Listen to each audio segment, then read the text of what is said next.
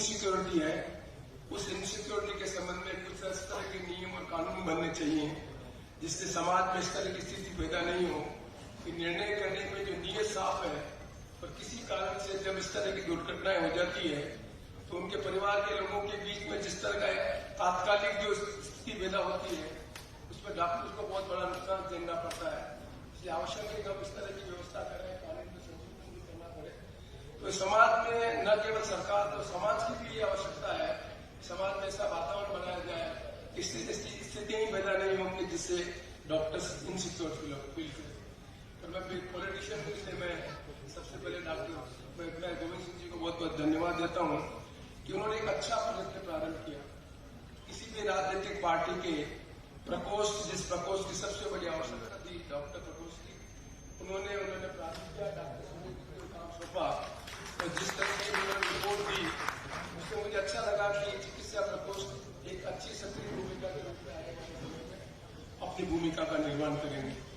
Doctor विधान चंद जी राय के जन्मदिवस के अवसर पर हम दिवस को मनाते हैं, पर वो एक राजनीतिक भी थे, डॉक्टर भी थे। तो डॉक्टर की बात तो डॉक्टर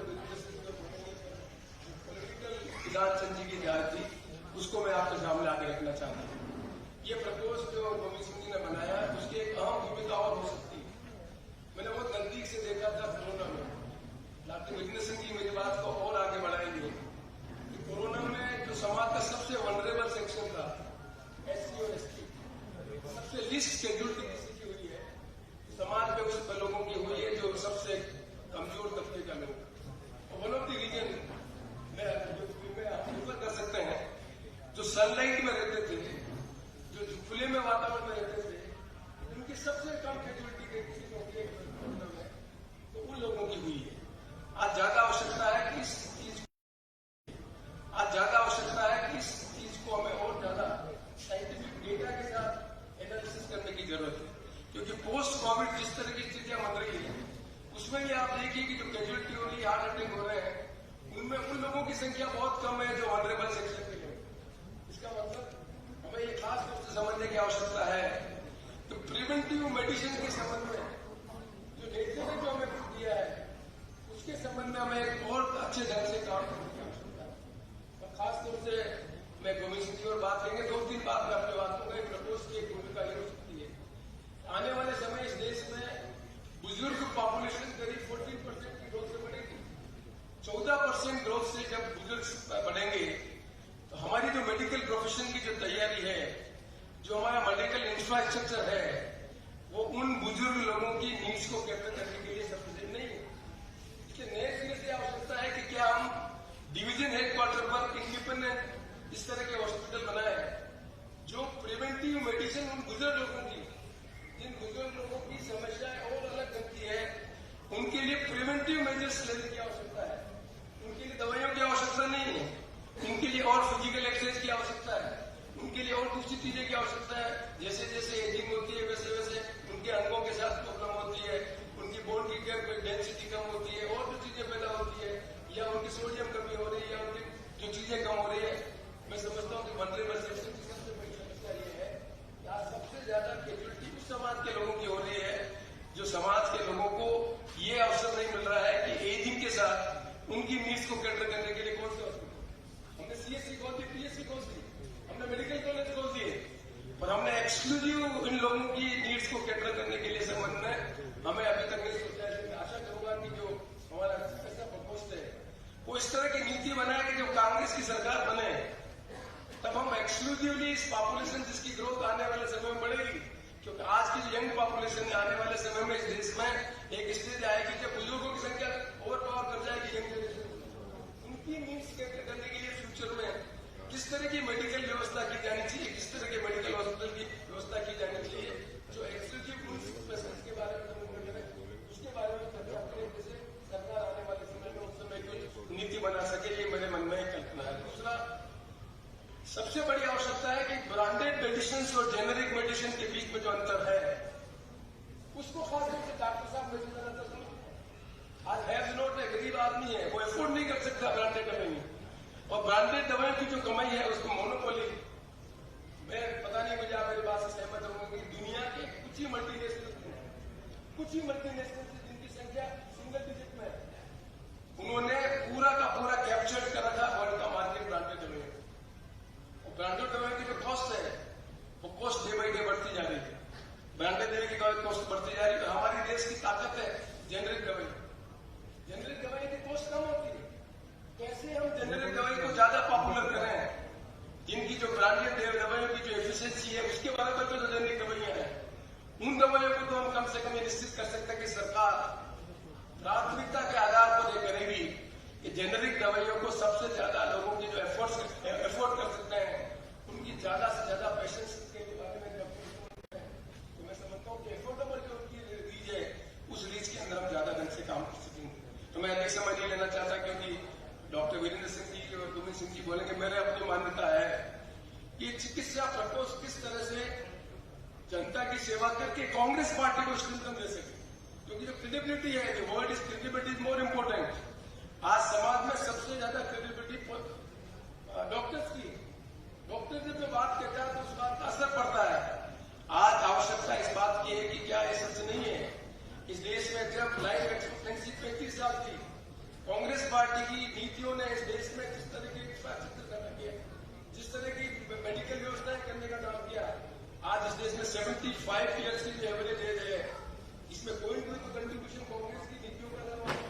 यदि कांग्रेस की नीतियों का एक कंट्रीब्यूशन रहा है तो आने वाले समय में हम कैसे जैसे एजिंग पॉपुलेशन कर रही है उनकी नीड्स को केंद्र करने के लिए काम कर सकें, उस संबंध में चिकित्सा प्रकोष्ठ नीति बनाएगा। तो जब हमारा मैनिफेस्टो बनेगा उस मैनिफेस्टो में प्राथमिकता के आधार पर हम आपके माध्यम से जनता के साथ कह सकेंगे ये हमारी प्राथमिकता रहेगी। जो प्राथमिकता आने वाले समय में उन लोगों के जीवन को कल्पना करने का काम करेगी जिसके संबंध में हम एक पॉलिटिकल पार्टी के लिए फ्यूचर की चीजों को समझते हैं।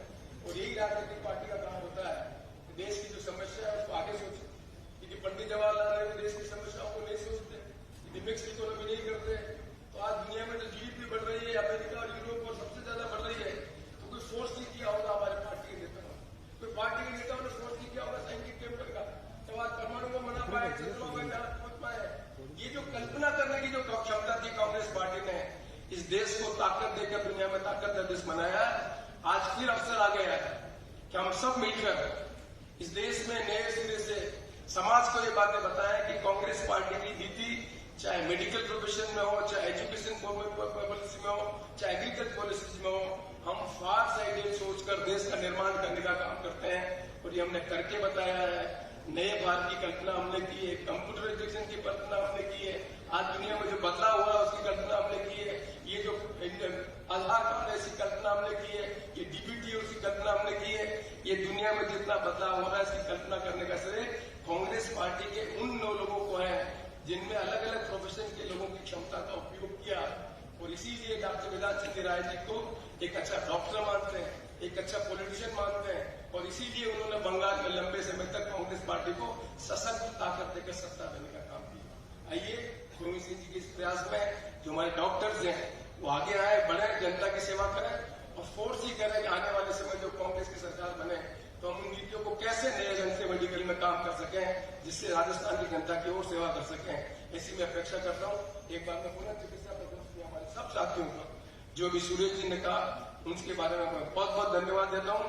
और मुझे विश्वास है कि जिनको आज आप सम्मानित करेंगे हम सब गौरवान्वित अनुभव करेंगे कि आज गोविंद सिंह जी के कारण हमें पार्टी के लोगों को अवसर मिला इस प्रोफेशन में जो काम करने वाले डॉक्टर है उनको आप सम्मानित करें। इन्हीं सब शब्दों के साथ एक बार मैं आप सबको इस डॉक्टर डे के लिए बहुत बहुत शुभकामनाएं। Thank you so much sir. तो इस कार्यक्रम को आगे बढ़ाते हुए मैं रिक्वेस्ट करना चाहूंगी श्री गोविंद जी डोटासरा जी को, डॉक्टर वीरेंद्र सिंह जी को, टीकाराम जूली जी को कि वो मंच पे आगे आए और हमारे डॉक्टर को सम्मानित करें। Now I like to call doctor Sandeep Yadav and doctor Umesh Meena ji.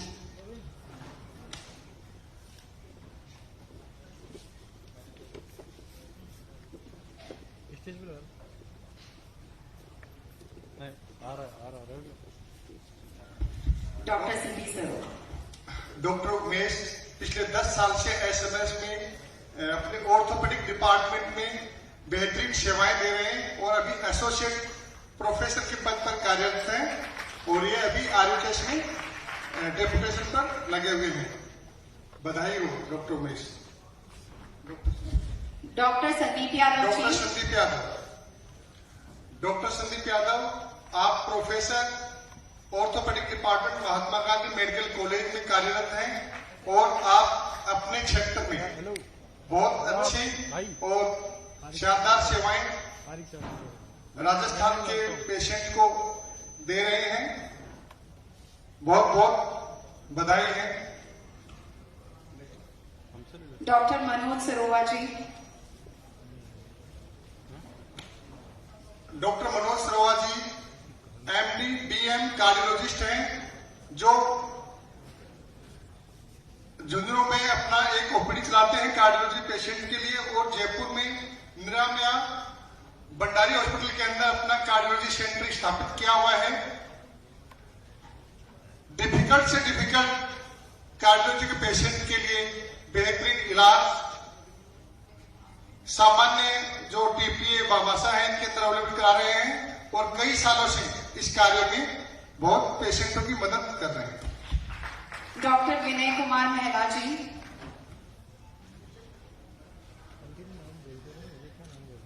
Doctor Vinay Mehra ji, आप MS MCS gastro surgery and liver transplant surgeon हैं, और जयपुर में आप पहले अपेक्स हॉस्पिटल जयपुर में कार्यरत थे, और अभी महात्मा गांधी मेडिकल कॉलेज में एज ए एसोसिएट प्रोफेसर अपनी सेवाएं दे रहे हैं, और लीवर ट्रांसप्लांट टीम के अभिन्न अंग हैं, जो लीवर फेलियर वाले पेशेंटों को बहुत लीवर ट्रांसप्लांट के माध्यम से उनकी जान बचा रहे हैं।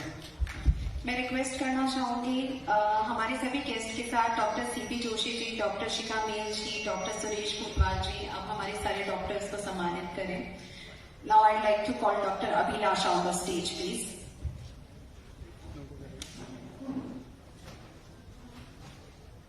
Doctor Abhilasha.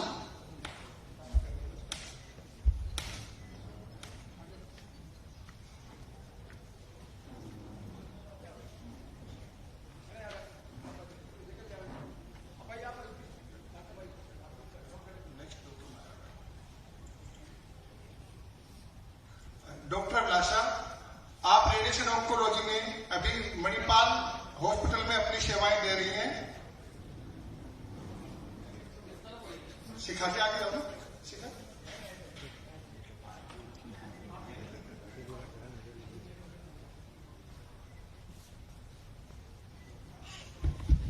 Doctor Maya Hada ji. Doctor Kailash Chandra.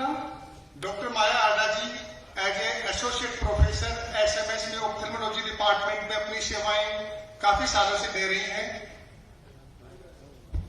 Doctor Kailash Chandra. आंखों के एडवांस टेक्निक के द्वारा काफी लोगों की अपनी रोशनी ला रही है। डॉक्टर अनिल कुमार गुलिया जी।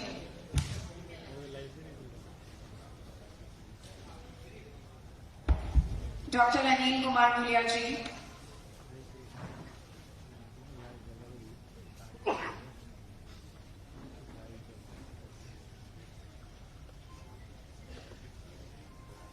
डॉक्टर अनिल गुलिया जी पिछले काफी सालों से जयपुर में ओरल मेडिसिन एंड रेडियोलॉजी का काम कर रहे हैं, और कारवार रोड पर आसपास के क्षेत्र के लोगों के लिए काफी अच्छा इलाज कम दर पर उपलब्ध करवा रहे हैं। आपको बहुत बहुत बधाई हो। Doctor Shankar Dhaka ji. Doctor Shankar Dhaka ji DM gastro, ex professor RIMS medical college, अभी मणिपाल हॉस्पिटल में अपने गैस्ट्रो डिपार्टमेंट में सेवाएं दे रहे हैं। Head of department Manipal hospital, इनके द्वारा हजारों गैस्ट्रोस्कोपी, एंडोस्कोपी और कोलोनोस्कोपी की जा चुकी है। अपने क्षेत्र में लगभग पिछले 12-13 साल से कार्यरत है, और जटिल से जटिल मरीजों का सफल इलाज कर पा रहे हैं। डॉक्टर विकास पिलानिया जी। डॉक्टर विकास पिलानिया जी, आप डीएम पल्मोनरी मेडिसिन, अभी मणिपाल हॉस्पिटल में आप चीफ कंसल्टेंट पल्मोनोलॉजी डिपार्टमेंट में कार्यरत हैं, और गंभीर श्वास रोग से संबंधित पेशेंटों का बहुत ही बारीकी से और अच्छा इलाज दे रहे हैं। आपको बहुत बहुत बधाई हो। अनन्या पारिक जी, डॉक्टर अनन्या पारिक। डॉक्टर अनन्या पारिक पिछले 5 साल से जयपुर में ऑन्कोलॉजी पेशेंट्स के लिए अपनी सेवाएं दे रही हैं। अभी RHL रिनोवा सेंटर पर कैंसर मरीजों का किफायती दरों पर अच्छा इलाज दे रही हैं, बड़ी सिंपैथी और एथिकल प्रैक्टिस के साथ। आपको बधाई। डॉक्टर सुनीता बिश्नोई जी। डॉक्टर सुनीता बिश्नोई जी ये जयपुर में बहुत ही सीनियर ऑप्शन गायनिकोलॉजिस्ट हैं और आप जयपुर या हॉस्पिटल, सरकारी हॉस्पिटल में लगभग 25 साल तक अपनी सेवाएं मरीजों को देते आए और आज फिर जब रिटायरमेंट के बाद में आप अपनी ये सेवाएं लगातार निरंतर जारी है। अभी hope hospital, top road, Durgapura में आप अपनी सेवाएं दे रही हैं। डॉक्टर अनुराग सिंहाग जी।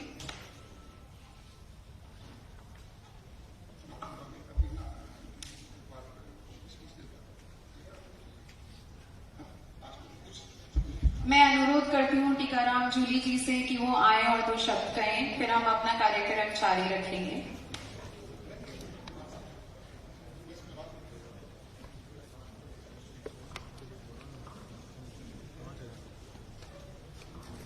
आज चिकित्सा प्रकोष्ठ की तरफ से डॉक्टर्स डे पर आयोजित इस कार्यक्रम में विशेष रूप से हमारे मेहमान डॉक्टर सीपी जोशी जी, आदरणीय गोविंद सिंह जी डोटासरा साहब, प्रदेश अध्यक्ष प्रदेश कांग्रेस कमेटी,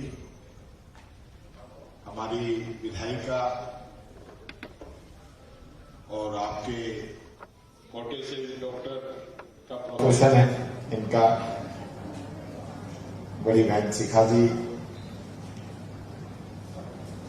आपके प्रकोष्ठ के अध्यक्ष विकास महिला जी, ललित तनवाल जी, सारिका चौधरी जी, डॉक्टर वीरेंद्र पूनिया जी, जो कोविड के समय में जिन्होंने बहुत ही जबरदस्त मोर्चा संभाला था, डॉक्टर सुरेश कुलवाल जी, अभिमन्यु भदौरिया जी, सुनीता बिश्नोई जी, लोकेश मान जी, डॉक्टर संदीप सैनी जी, यहाँ सभी उपस्थित चिकित्सा प्रकोष्ठ के पदाधिकारी, सभी जिलाध्यक्षगण, यहाँ उपस्थित सभी पत्रकार बंधु और सभी साथियों, सर्वप्रथम डॉक्टर्स डे की बधाई, शुभकामनाएं।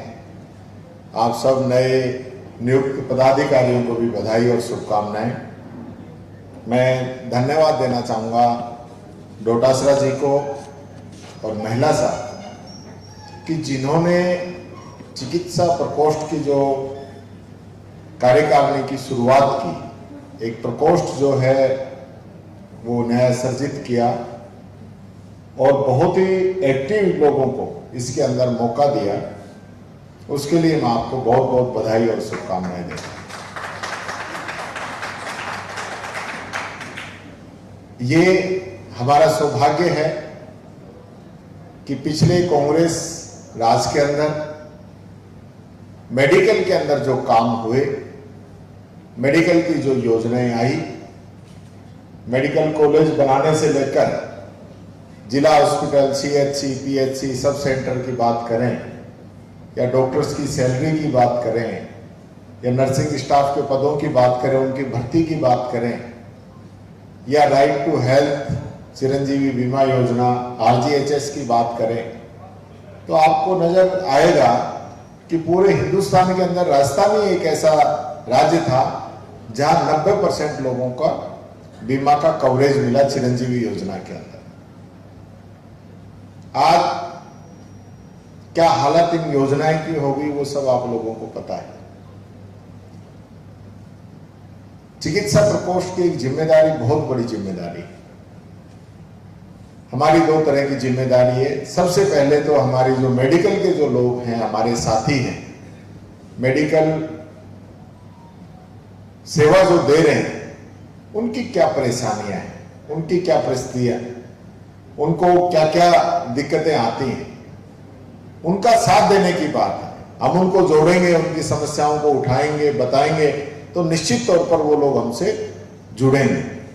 क्योंकि काम करवाने की तो एक अलग बात है, हम कहीं भी हमारे मेंबर बनो, ये करो वो करो, जब तो ऐसे आदमी नहीं जुड़ेगा। आदमी जब जुड़ेगा जब हम उनकी जो दिक्कतें हैं, उनकी जो परेशानियां हैं, उनके लिए हम आवाज उठाएं। किसी के साथ भी कोई दिक्कत आती है, उसके साथ हमारा प्रकोष्ठ का जिला अध्यक्ष, प्रदेश अध्यक्ष जाके खड़ा हो, तो ये नजर आएगा कि हाँ भाई इनके लोग मदद कर रहे हैं। दूसरा, जो आम पब्लिक है उसके अंदर भी हम लोग जाएं, उनको हमारी योजनाएं, हमारा काम वो बताएं, तो निश्चित तौर पर वो लोग हमसे जुड़ेंगे। आज जो हालात जो है देश में, वो तो देखो किसी से कोई छुटी हुई नहीं है। बहुत ज्यादा पॉलिटिकल बात मैं नहीं करूंगा। दोनों पार्टियों की अपनी अपनी विचारधारा है। एक विचारधारा आज आप देख ही रहे हैं, शासन के अंदर है। जो चिकित्सा प्रकोष्ठ है, इसमें सब पढ़े लिखे लोग हैं, बड़ी बड़ी बहुत मेहनत करने के बाद में आपको डिग्री मिलती है, और आम जन से सीधा आप लोग जुड़े हुए हैं।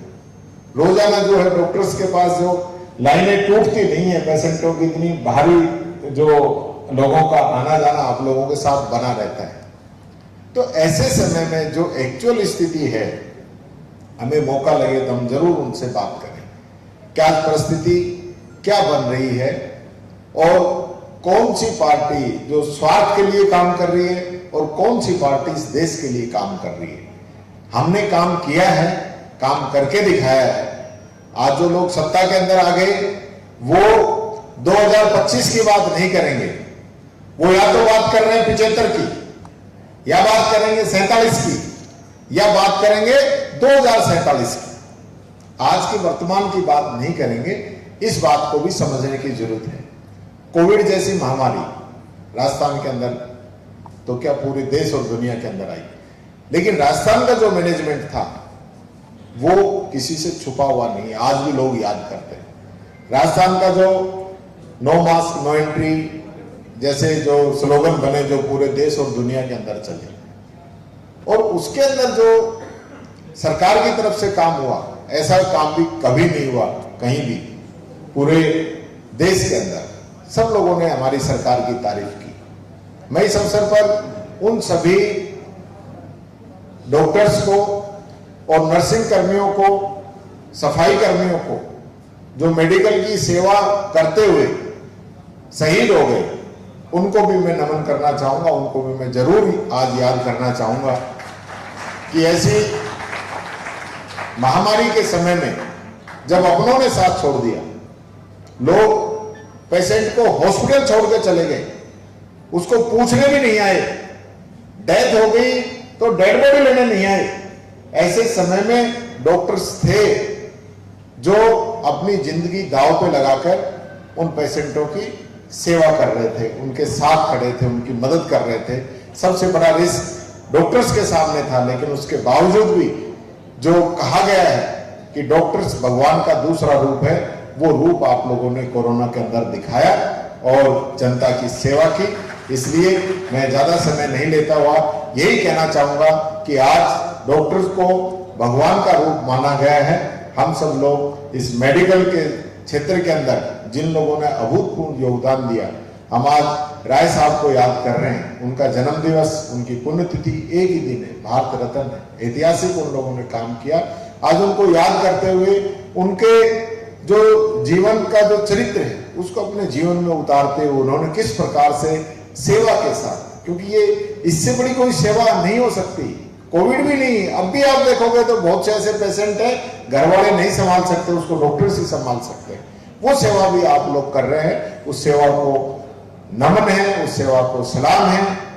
आप सब आज यहाँ पे पधारे, आपका हार्दिक स्वागत और अभिनंदन। मैं तो एक ही बात कहना चाहूंगा आप लोगों को, नेता प्रतिपक्ष होने के नाते आप किसी भी आम पब्लिक की भी और मेडिकल से जुड़ी हुई किसी भी समस्या के लिए आप कहेंगे कोई आवाज विधानसभा के अंदर उठानी है, किसी के साथ अन्याय हो रहा है, अत्याचार हो रहा है, उसके साथ खड़ा होने के लिए आप मुझे याद करोगे। टीकाराम जूली आप लोगों के साथ रहेगा।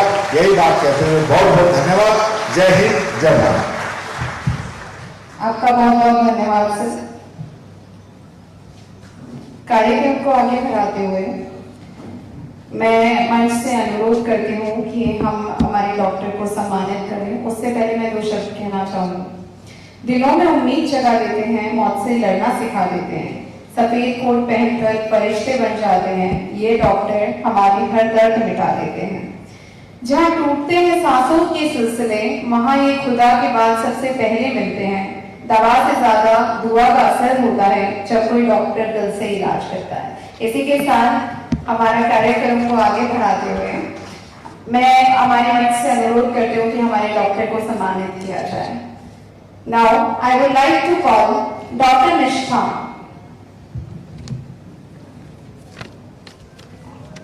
Doctor Nishtha double MD MS MD anaesthesia and MS obs gynae SMS से, और अभी जयपुर ग्रामीण चौमू के अंदर अपनी बेहतरीन सेवाएं लोगों को दिन और रात उपलब्ध करा रही हैं। इनका खुद का विनायक हॉस्पिटल के नाम से ये चौमू के अंदर है और अपनी बेहतरीन सेवाएं वहां पर दे रही हैं। आपको बहुत बहुत बधाई। डॉक्टर अंशिल कालिया, आप मेडिसिन विभाग में प्रोफेसर महात्मा गांधी मेडिकल कॉलेज में हैं और पिछले 12 वर्षों से आप मरीजों की कोविड में और कोविड से पहले और बाद में बहुत अच्छे इलाज उपलब्ध करवा रहे हैं। आपको बहुत बहुत बधाई है। Doctor Mukesh Chaudhary ji, doctor Mukesh Chaudhary ji, doctor Naresh Kumawat ji, doctor Naresh Kumar, doctor Naresh Kumawat ji, doctor Sandeep Nunia जी,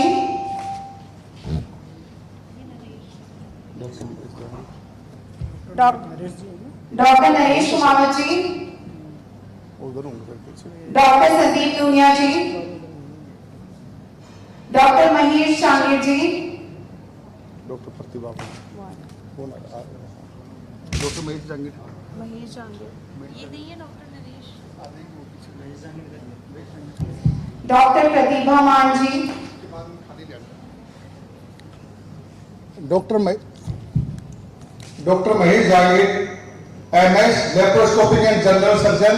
आप नव इंपीरियल हॉस्पिटल के डायरेक्टर और हेड ऑफ सर्जरी डिपार्टमेंट के रूप में कार्यरत हैं और आप अपने सर्जरी की स्किल से हजारों पेशेंटों की अच्छी सर्जरी करके जान बचा रहे हैं। आपको बधाई। डॉक्टर प्रतिभा मान जी,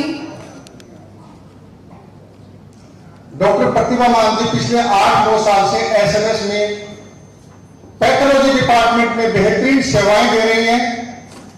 एक सर्जन के लिए पैथोलॉजिस्ट से बढ़ के कुछ नहीं होता। पता नहीं कब वो कहते टिश्यू इज इनसफिशिएंट बट लेकिन प्रतिभा जी ने अपने पैथोलॉजी स्किल की वजह से लाखों पेशेंटों में समय पर डायग्नोसिस करके और सर्जन की हेल्प की है।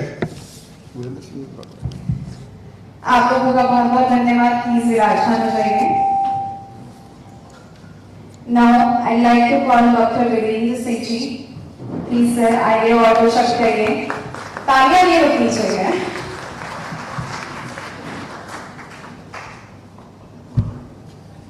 कुछ दिनों पहले एक समाचार आया कि 70 घंटे प्रति वीक काम करते हैं और वो देश के युवाओं को करना चाहिए, ऐसा समाचार आया। तो मेरे दिमाग कौंध रहा था कि डॉक्टर तो हर एक ही 70 घंटे से ज़्यादा और राजनीतिज्ञ भी 70 घंटे से ज़्यादा काम करता है। मैं कांग्रेस पार्टी को तहे दिल से शुक्रगुजार हूँ कि आपने डॉक्टर्स का त्याग देखा, उनका समर्पण देखा, उनकी कुर्बानी देखी और आज सम्मानित किया। इसके लिए तहे दिल से आपका शुक्रगुजार हूं। मैं मेरे जीवन के कुछ संस्मरण आपसे शेयर करना चाहूँगा। बात 1977 की है जब मैंने MD में एडमिशन लिया। सुबह से भर्ती हो रहे थे पेशेंट, काफी थक गया था। करीब 4 बजे मैंने सोचा चाय पी लेता हूँ।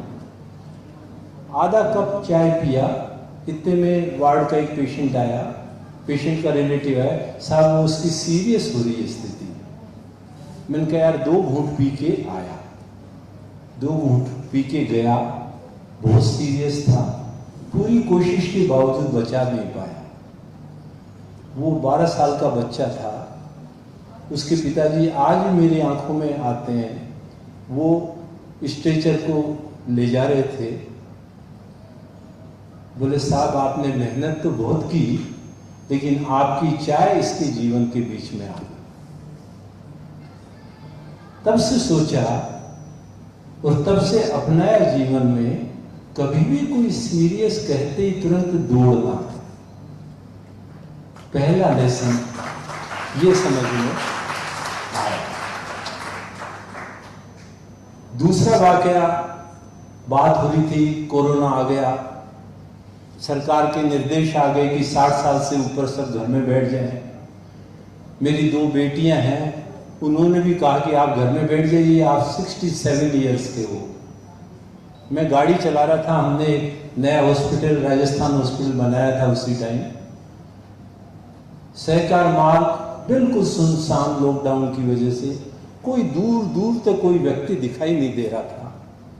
अचानक दिमाग के अंदर एक बात कौंधी, अरे अपन तो सैनिक हैं, लोगों के प्राण बचाने का दायित्व हमारे कंधों पे है और हमें जाके करना चाहिए। हॉस्पिटल गया, वहां पे सबसे पूछा, उन्होंने कहा भाई आपकी भी ऐसा लगा क्या? बोला हाँ साहब लगा। तो फिर हमने कह दिया घर पर कि हम तो काम करेंगे, और काम करा तो दूसरे ही महीने के अंदर कोरोना हो गया। तो वाइफ ने टोंट कसा, कर लो।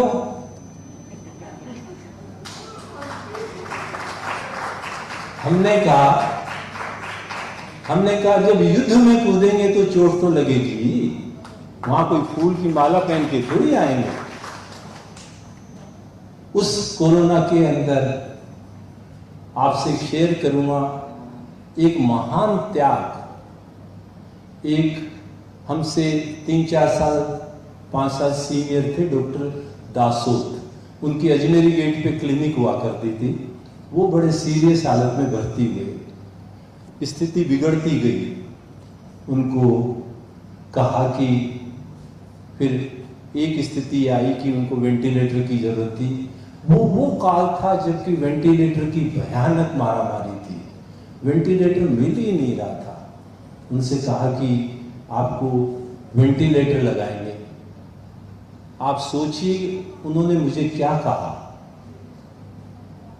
उन्होंने कहा डॉक्टर साहब किसी जवान के लगाइए, 70 साल के बूढ़े को बचा के क्या करेंगे। मुझे महर्षि दाधीच दिखाई दिए उन डॉक्टर दासोत के अंदर।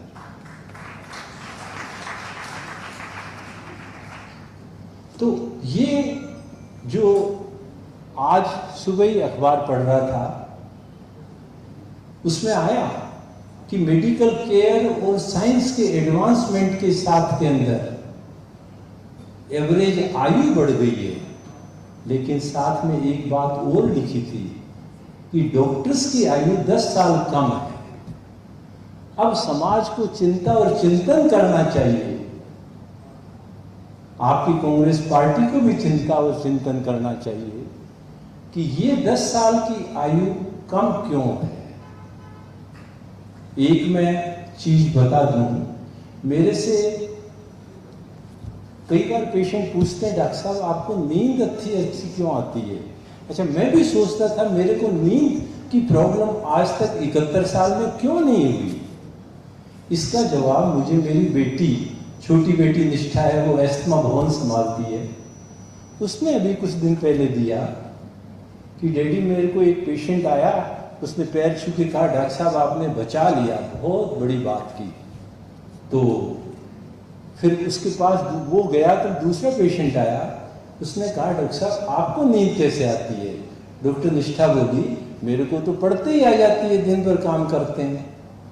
तो बोले कि आपको इसलिए आती है क्योंकि आपको ये जो पहले गया था पेशेंट, वो जो कह के गया उससे जो सुकून मिला, उस सुकून से आती है। तो मुझे भी ये लगा कि ये सुकून सबसे महत्वपूर्ण चीज है जो जीवन में दौड़ने को प्रेरित करती है। और आज 71 साल की उम्र में भी 13 घंटे रोजाना काम करने की प्रेरणा देती है। अंत में मैं नमन करना चाहूंगा, याद करना चाहूंगा उन शहीदों को जिन्होंने कि अपनी जान की परवाह नहीं करके कोविड के टाइम में विशेष तौर से और अन्यथा ऑल्सो। अब आप देखिए डॉक्टर जब अंदर जाता है, पेशेंट को देखता है, जो उसको टीबी हो सकती है, HIV हो सकती है, हेपेटाइटिस हो सकती है, कोई भी रोग हो सकता है जहाँ कोई नहीं जाता, वो अब जान की बाजी लगाकर जाता है। तो वो एक तरह से शहीद शहादत ही तो दे रहा है समाज के लिए, और इसीलिए तो 10 साल उम्र कम हो रही है। तो आपको एक बार पुनः गोविंद सिंह जी डोटासरा साहब को धन्यवाद देना चाहूँगा, लोकेश मान को धन्यवाद कहना चाहूँगा, मुझे बुलाया, मौका दिया और बोलने को कहा। धन्यवाद। जय भारत। आपका बहुत बहुत धन्यवाद सर। मैं मन से फिर से अनुरोध करती हूँ कि हमारे डॉक्टर को सम्मानित किया जाए। डॉक्टर अनुराग सिंहाग। डॉक्टर अनुराग सिंहाग।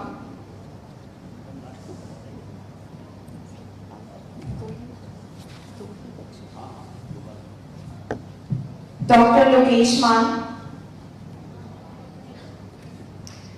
सर अस्थमा और चेस्ट के स्पेशलिस्ट हैं, 12 साल से जयपुर में कार्यरत हैं और अभी महात्मा गांधी हॉस्पिटल में प्रोफेसर हैं। जोरदार तालियों से इनका स्वागत किया जाए। आपका बहुत बहुत धन्यवाद sir.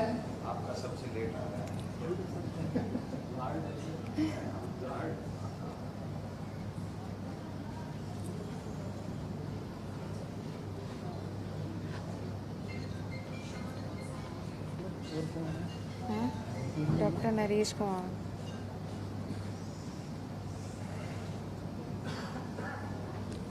Doctor Naresh Kumar ji.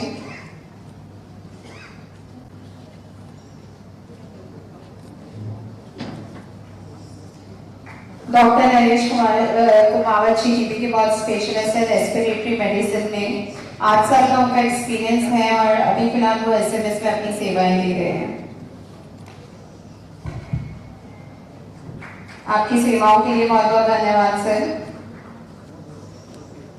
Thank you.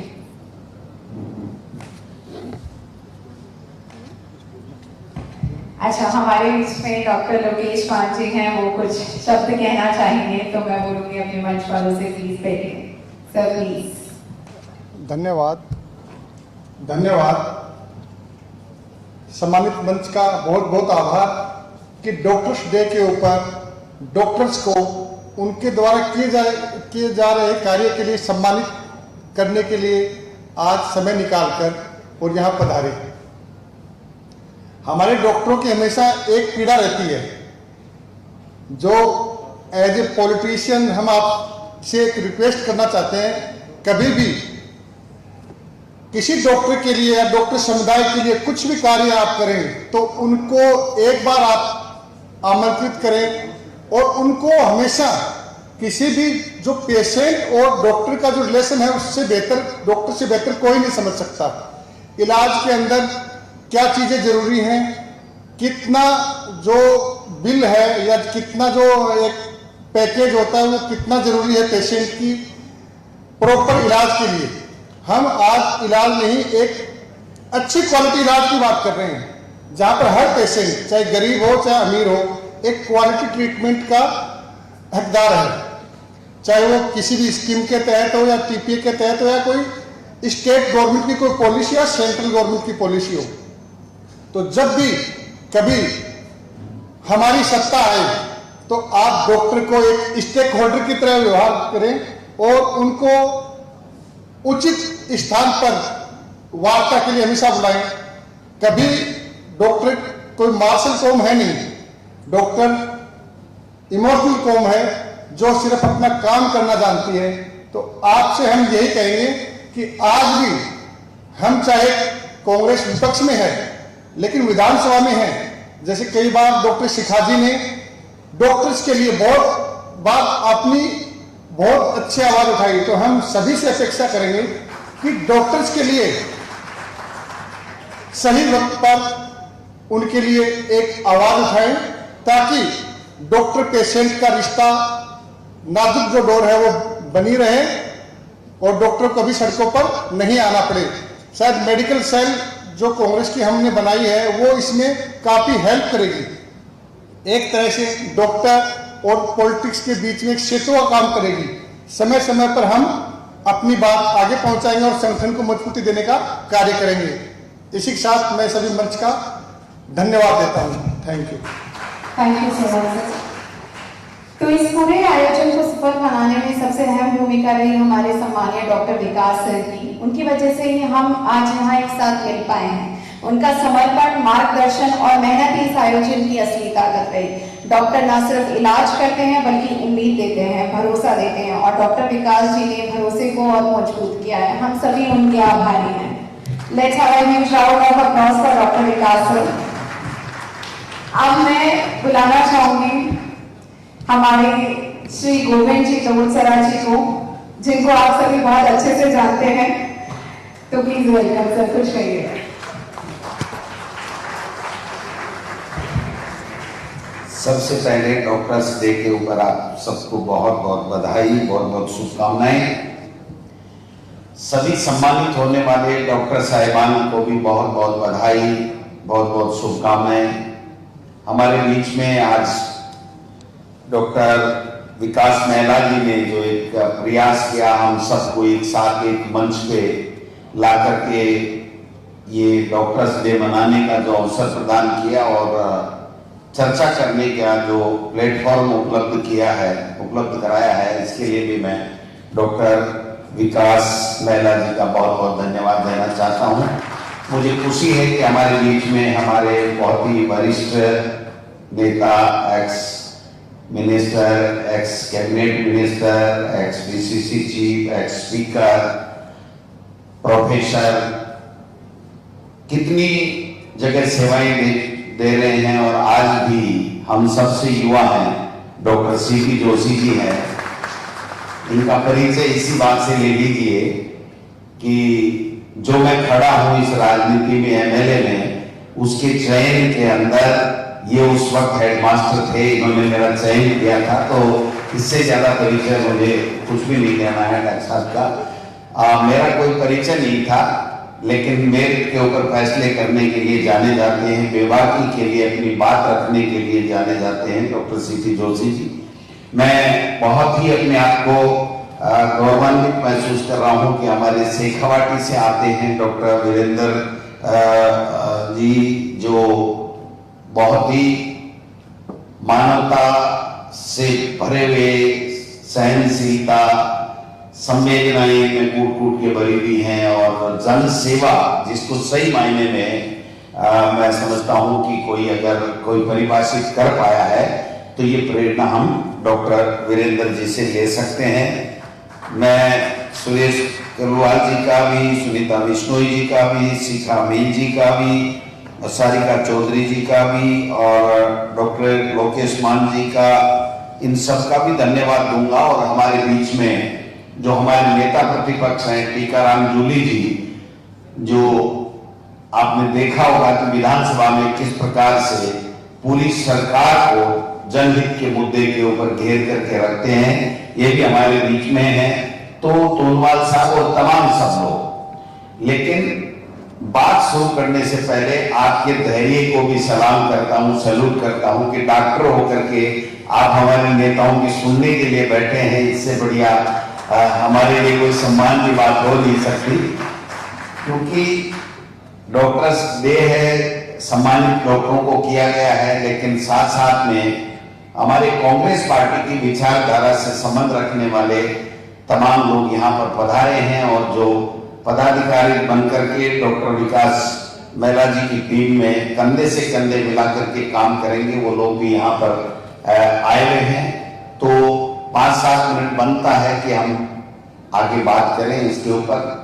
मैं तो एक ही बात कहता हूं, पहले भी मैंने कही है, आज भी मैं फिर दोहराना चाहता हूं कि यही एक प्रोफेशन ऐसा है जिसमें आदमी जब आता है तो बहुत ही उदास, दुखी, तकलीफ में, चिंता लिए हुए, चाहे कैसी भी परिस्थिति हो, वो चिंता लिए हुए। कोई अगर मेडिकल चेकअप भी कराने आता है तो एक चिंता लिए आता है कि मेरे क्या होगा, मेरे कोलेस्ट्रॉल कैसा होगा, मेरे डायबिटीज कैसी होगी, क्या होगा, क्या कुछ ऐसा तो नहीं निकल जाएगा। और प्रेगनेंसी के समय भी हम हमारी बेटी बहन को लेकर के आते हैं तो बड़ी चिंताएं रहती हैं कि साहब कैसे क्या होगा, कैसे सारी बातें हैं। बाकी बीमार जब भी आता है, चाहे वृद्ध को लेके आओ, बच्चा को लेकर के आओ, हर वक्त चिंताएं रहती हैं। और उन चिंताओं की लकीरों को लेकर के आने वाले व्यक्ति को आप खुशियों के साथ में घर भेजते हैं। इससे बड़ा दुनिया में कोई काम नहीं है। मैं समझता हूं कि वो काम आपने चुना और समाज में आप खुशियां लौटाने का काम करते हैं, तो आप बहुत साधुवाद के पात्र हैं। क्योंकि राजनीति में भी आते हैं, लेकिन कई ठेके लेने वाले भी आते हैं, कई नौकरी लेने वाले आते हैं, कोई ट्रांसफर करवाने वाले आते हैं, कई माल लूटने वाले भी हमारे पास आ जाते हैं। एक फोन कर दो तो मेरा ये काम हो जाए, मेरा फोन कर दो तो मेरी दारू की पेटी छूट जाए, ऐसे लोग भी आते हैं। लेकिन आपके पास जो आता है वो व्यक्ति आता है जो बिल्कुल समाज में कहीं उसकी कोई तकलीफ है, कोई बहुत बड़ी आस लेकर के आपके पास में आता है। उस आस भरी नजर से जो व्यक्ति आता है उसको आप खुशियां लौटा करके भेजते हो, तो वो दिल से कितनी दुआएं देता होगा। मैं समझता हूं ईश्वर को किसी ने देखा नहीं, लेकिन अगर ईश्वर को देखा नहीं तो देखने वाला ईश्वर है, वो नाम है डॉक्टर का, जो आप लोग काम कर रहे हो। आपने ऐसा प्रोफेशन चुना है कि जिससे हजारों की लोगों को आप खुशियां दे सकते हो, वो काम आप बखूबी कर रहे हैं। लेकिन उस काम के साथ साथ ये काम भी करना पड़ेगा कि इस देश को बचाने के लिए, इस देश को तरक्की कैसे करे, इसमें आगे ले जाने के लिए आम व्यक्ति कैसे खुशियां मनाए, उसके लिए आम व्यक्ति के लिए गरीब कैसे सक्षम बने, जिससे वो भी अपना अच्छा इलाज करा सके, वो भी अपने बच्चे को अच्छी कैसे पढ़ाई करा सके, वो भी अपने सपने देख सके कि मुझे इस देश में एक संविधान मिला है तो मुझे भी अधिकार है कि मैं कैसे अपने बच्चों के लिए खुशियां लाऊं, कैसे बच्चों को रोजगार मिले। तो ये सारी चीजें हमारे संविधान से मिलती हैं। और जो सत्ता में बैठे हुए लोग होते हैं, चाहे वो कोई भी पार्टी की विचारधारा हो, कोई भी पार्टी हो, वो देती है। और वो अगर अच्छा चयन हम नहीं कर पाएंगे, आप समझिए, तो फिर बड़ी तकलीफें आने वाली है। फिर हम सही तरीके से एक व्यक्ति को इस देश में, इस मानव सृष्टि में आने के बाद में अगर नहीं कर पाएंगे तो मैं समझता हूं अपने आप न्याय नहीं कर पाएंगे। आप पढ़े लिखे भी हैं, समझदार भी हैं, सब कुछ जानते भी हैं, एक डॉक्टर तो संपन्न भी है, लेकिन केवल प्रोफेशन तक सीमित रह करके अगर हमने देश के बारे में, आने वाली पीढ़ी के बारे में नहीं सोचा, तो मैं समझता हूं कि हम हमारा धर्म पूरा नहीं कर पाएंगे। और इसके लिए आप सबको एक गहरे चिंतन की आवश्यकता है कि कौन सी विचारधारा है जो संविधान को सही मायने में अपने जीवन में उतार करके अपनी पार्टी की आइडियोलॉजी को साथ लेकर के कैसे करती है, कैसे हमारा लोकतंत्र अच्छा रहे, कैसे आने वाली पीढ़ियां, बच्चे कैसे प्रगति करें, कैसे उसको बोलने की जो अधिकार है, जो स्वतंत्रता है, वो कैसे कायम रहे। ये सब चीजें भी देखने की आवश्यकता है, क्योंकि अच्छे व्यक्ति का निर्माण और अच्छे व्यक्ति के द्वारा उस देश के निर्माण में अपना योगदान देना, दोनों बहुत महत्वपूर्ण है। तो अच्छा व्यक्ति तो आप बन गए, डॉक्टर बन गए, माँ बाप ने पढ़ा दिया, लिखा दिया, सब कुछ कर दिया, लेकिन जिस समाज ने, जिस माँ बाप ने, जिस गुरु ने आपको आगे बढ़ाया, हमको आगे बढ़ाया, एक अग्रिम पंक्ति में खड़ा किया, अगर हमारे में जो क्वालिटी है, हमारे में जो कुछ है, समझ है, उसका अगर वापिस रिफ्लेक्ट करके अगर हमारे समाज की आने वाली नई पीढ़ी को नहीं देंगे तो मैं समझता हूं कि हम हमारा फर्ज पूरा नहीं कर पाएंगे। ये जो चीज करने के लिए हम सबको इस कठिन दौर के अंदर समझना पड़ेगा कि कौन ठीक है, कौन ठीक कर सकता है। केवल बातें ही बातें करना, डॉक्टर तो बहुत हैं, नेता भी बहुत हैं, लेकिन आपको बहुत कम लोग मिलेंगे जो साफ स्पष्ट बात करेंगे, ईमानदारी से बात करेंगे कि साहब बात ये होने वाली है। मेरे साथ एक उदाहरण, जो मेरे साथ घटना घटी, उसका उदाहरण मैं देना चाहता हूं। मैं इसलिए नहीं दे रहा कि डॉक्टर वीरेंद्र जी यहाँ बैठे हैं, लेकिन मैं इसलिए दे रहा हूं कि आपके हमारे लिए एक प्रेरणा, एक सीख की बात हो सकती है। मेरे चाचा जी एसएमएस में भर्ती थे, 2013-14 की बात है। आप थे एसएमएस में अधीक्षक थे, तो काफी ज्यादा सीरियस हो गए। एयरफोर्स से रिटायर्ड थे, बट काफी ज्यादा, उनकी एज भी कोई ज्यादा नहीं थी, 70 के अंदर थी, 65 के लगभग थी। तो रात को डॉक्टरों ने हमें कहा कि साहब अगर आईसीयू मिल सकता है तो ही ये बच सकते हैं, ये भी घंटे आधे घंटे में आप अगर काम कर सकते हो तो ये हो जाएगा, नहीं तो बहुत मुश्किल है और हम इनको नहीं बचा पाएंगे। चूंकि हालांकि मैं एमएलए था, लेकिन मैं क्या करता, डॉक्टर का अपना सिस्टम है, हॉस्पिटल में आईसीयू में सीट है नहीं है, ये चीज भी देखनी पड़ती है। विपक्ष में भी थे, दूसरी बारी में जीता था, तो मैंने डॉक्टर साहब के नंबर थे, मैंने डॉक्टर वीरेंद्र जी को फोन मिलाया। जब आप एसएमएस अधीक्षक थे तब की बात है, हो सकता है सन में मिस कर रहा हूं। तो मैंने इनको फोन मिलाया और 3-3 बजे के लगभग की बात थी। अचानक इनका फोन रिसीव हुआ और मैंने अपना नाम बताया। उन्होंने कहा नहीं मैं पहचानता हूं। मैंने कहा साहब ऐसी ऐसी व्यवस्था है, ऐसे अगर आप आईसीयू में कर दोगे तो हो सकता है इनकी जान बचाए, नहीं तो डॉक्टर ने हाथ खड़े कर दिए। इन्होंने 10 मिनट के अंदर वहां पर आईसीयू की व्यवस्था की और मैं कहना चाहता हूं कि मेरे चाचा जी 1.5 महीने एसएमएस में रहे, लेकिन आज वो पूरा मेरा काम देखते, गांव में जाते, काम करते, उनका जीवन बचा। तो एक इन्होंने फिर मुझे कहा कि आप भाग्यशाली हो कि मैं रात को उठाता नहीं उठाता पता नहीं, लेकिन उस वक्त लाइट गई हुई थी। ये तो इन्होंने बहाना बनाया। बाकी सही बात यह है कि रिंग साइलेंट करके नहीं सोते हैं कि कब कौन किसकी जरूरत पड़ जाए। मैं सही मायने में डॉक्टर हूं, मैं अगर एक जान भी बचाऊं तो मैं समझता हूं कि अपने आप को भाग्यशाली मानता हूं। क्योंकि जो सोच लेकर के इन्होंने अपना दायित्व निभाया, तो मैं समझता हूं कि ये चीजें हम सबको करने की आवश्यकता है। आप ये चीज करिए और हम लोग भी बात सही कह रहे हैं आप कि जब सरकारें आती हैं तो फिर सरकार में पावर आ जाता है, पावर के साथ में पॉपुलरिटी आ जाती है, पॉपुलरिटी के बाद में प्रोस्पेरिटी भी आ जाती है। ये ठेके वाले भी पांति मिलाने चालू कर देते हैं और भी धंधे बढ़ जाते हैं, तो प्रोस्पेरिटी भी आ जाती है, पैसा भी आ जाता है, पावर भी आ जाता है। तो मैं समझता हूं कि लेकिन उसके साथ साथ इस राजनीति में रहने वाले हमारे लोगों के इस 4 पी के साथ में 5वां पी जो है वो प्राउड भी आ जाता है, और प्राउड आने के बाद में तो अंतोगत्वा व्यक्ति को नीचे जाना ही पड़ता है। तो हमारे लिए ये सीख है कि हम पदों पे काम करें, कुछ भी मिले, लेकिन प्राउड नहीं करें और सहजता और सरलता के साथ में जो हमारा काम है वो ईमानदारी के साथ में करें। और आपके लिए जरूरी है कि हर उस कोई के ऊपर, बस उस मरीज में आप उसको भगवान के रूप में देखिए कि भगवान ने हो सकता है इसकी जान बचाने के लिए, इसकी मदद करने के लिए मुझे ही निमित्त किया है। इस भाव के साथ में अगर आप काम करेंगे तो मैं समझता हूं कि हमेशा डॉक्टर का जो पेशा है वो बहुत ही उम्दा है, बहुत ही उसकी इज्जत अपनी है। लेकिन इलाज के साथ साथ इस देश में जो तानाशाही चल रही है, जो जिस प्रकार का माहौल चल रहा है, जो संविधान को तोड़ने की बातें हो रही हैं, जो भी बातें हो रही हैं, आप समझते हो, ज्यादा कहने की जरूरत नहीं है। उसका इलाज भी आपको करना पड़ेगा।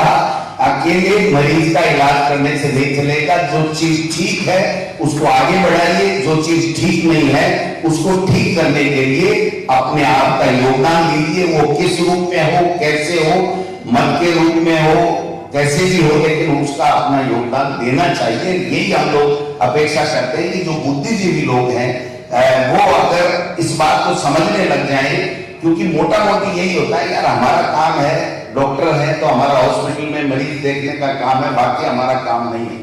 और राजनीति वाले देखते हैं कि हमारे इधर उधर ट्रांसफर कराना, ये कराना, वो कराना, माड़ा करना, ये काम है।